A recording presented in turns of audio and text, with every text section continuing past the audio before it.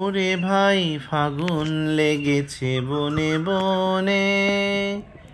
চলুন আজকে আপনাদের সাথে কাতলা মাছের একটা দুর্দান্ত রেসিপি শেয়ার করব। আশা করি আপনাদের ভালো লাগবে। তো রেসিপিটা বানানোর আগে প্রথমে আমি কাজু বাদাম আর পোস্ত ভিজিয়ে রেখেছিলাম। এখানে 20 গ্রাম পোস্ত আছে আর 10-12টা কাজু বাদাম আছে। তো আগে থেকে ভিজিয়ে রাখলে বাটতে খুব সুবিধা হয়।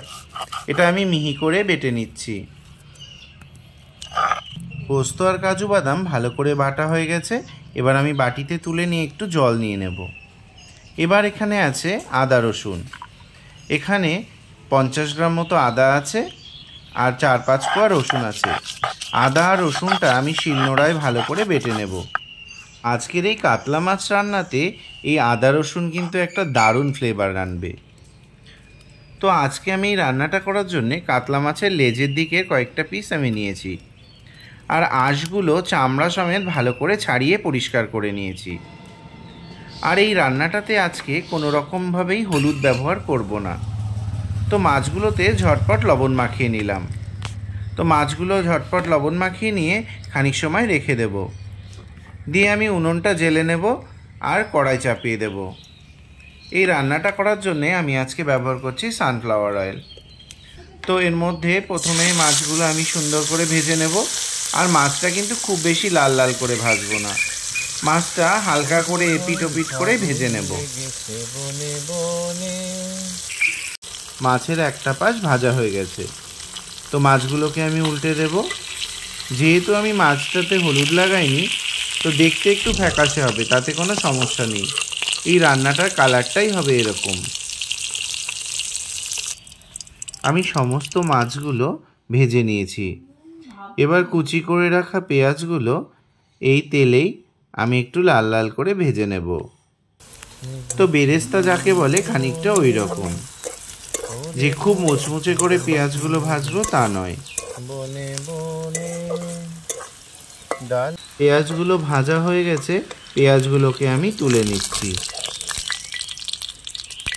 রান্নায় স্বাদ আসে কী ধরনের ফোড়ন ব্যবহার করা হচ্ছে তার ওপর।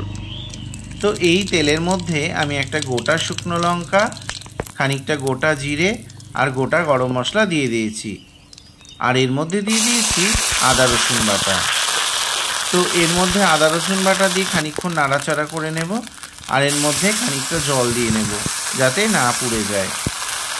তো এইভাবে খানিকক্ষণ নাড়াচাড়া করে আমি মশলাটা হালকা করে ভেজে নেব। তো মশলাটা ভাজা হয়ে গেলে এর মধ্যে আমি দিয়ে দেব 1 চামচ জিরের গুঁড়ো আর একটু কাশ্মীরি লঙ্কার গুঁড়ো আর দিয়ে দেব স্বাদ মতো লবণ। যেহেতু এই রান্নাটায় কোনো হলুদ ব্যবহার করছি না, এই জন্য একটু কাশ্মীরি লঙ্কার গুঁড়ো ব্যবহার করেছি কালার আসার জন্যে। তো দিয়ে দিয়েছি সামান্য লঙ্কার গুঁড়ো। মশলাটা ভাজা হয়ে গেলে এর মধ্যে পোস্ত আর কাজু বাদামের পেস্টটা দিয়ে দেব। দিয়ে সামান্য জল দিয়ে মশলাটা ভালো করে আবার কষিয়ে নেব। মশলাটা ভালো করে কষানো হয়ে গেলে আমি এর মধ্যে দিয়ে দেব ফেটিয়ে রাখা টক দই। এখানে 6-7 পিস মাছের জন্য 50 গ্রাম টক দই যথেষ্ট। টক দইটা ভালো করে ফেটিয়ে নিয়ে এর মধ্যে দিয়ে দিয়েছি আর একটু ভালো করে কষিয়ে নেব কিছু সময় ধরে। তো এই সময় কষানোর সময় খুব হালকা আঁচে কষানোই ভালো। মশলাটা কষানো হয়ে গেছে, আমি এর মধ্যে দিয়ে দিয়েছি সামান্য পরিমাণ জল। এবার ঝোলটা ফুটতে শুরু করলে এর মধ্যে ভেজে রাখা মাছগুলো আমি একে একে দিয়ে দেব। তো মাছগুলো দিয়ে আমি কিছু সময় ভালো করে ফুটিয়ে নেব।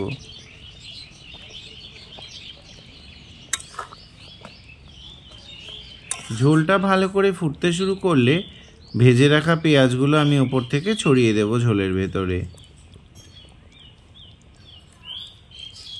ওরে ভাই ফাগুন লেগেছে বনে বনে, ডালে ডালে ফুলে ফলে পাতায় পাতায় রে, আড়ালে আড়ালে কোণে কোণে, ফাগুন লেগেছে বনে বনে, ওরে ভাই ফাগুন লেগেছে বনে বনে।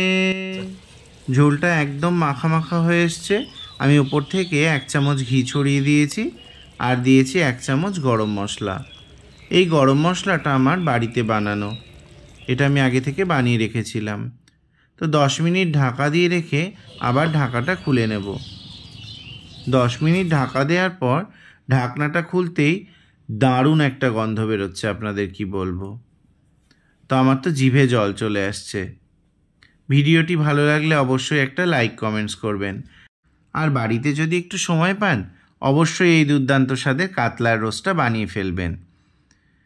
তো দেখুন কি দারুণ কালার হয়েছে। এরকম রান্না যদি আপনি বাড়িতে বানিয়ে অতিথিদের খাওয়ান, আপনার দারুণ প্রশংসা করবে। রান্নাটা একদম রেডি, আমি একটু টেস্ট করে দেখছি কেমন হয়েছে।